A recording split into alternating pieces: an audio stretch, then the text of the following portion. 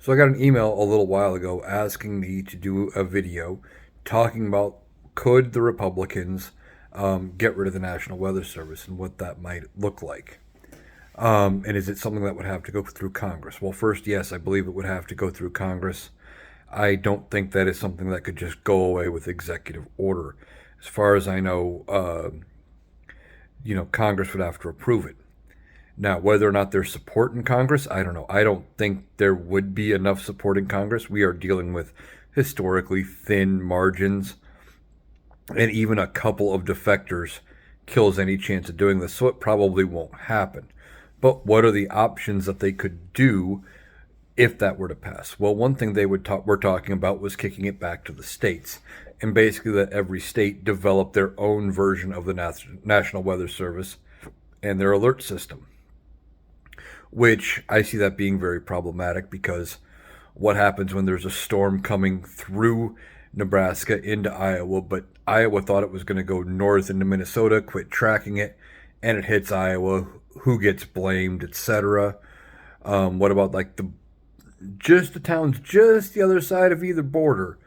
You know, if their state misses it, it would create a mess. Not to mention, the states would have to either raise their taxes to come up with the money to implement something like this, or the federal government would have to grant them some amount of money. And sometimes with those block grants, the money does not get spent as intended, or they find ways to do it cheaper, and I'm using that very loosely, more likely not spending all of the money and reallocating it elsewhere. So I think that would all be a bad idea. Well, the other option was to privatize it and allowing a company to control the weather service, basically, and be able to issue the alerts. Well, companies don't do anything for free. They would want to make money. Current budget for the National Weather Service is $7.3 billion. And I'm using very rough math, estimated around an $8 billion budget plus profit margin for these companies. And that came out to, it would cost the average taxpayer, if every taxpayer kicked into it, $30 a year. Doesn't sound too bad. Well, then you start figuring, well, people are married. Okay, cut that number in half. Now you're at $60 a year.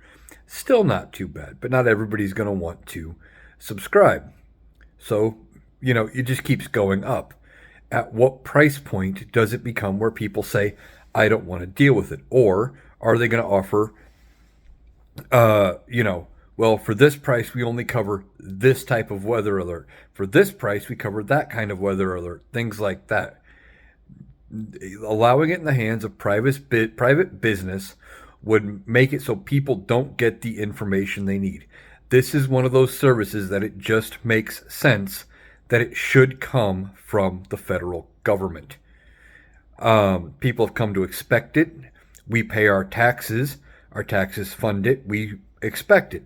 Now, they won't give that money back to us in any kind of a refund, but they may try to use it as some kind of an offset to give rich people more of a tax break, and that's not really fair either.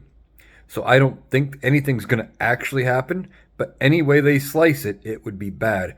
I just don't think there's going to be enough support in Congress to make a big change like that, despite the bluster they're giving.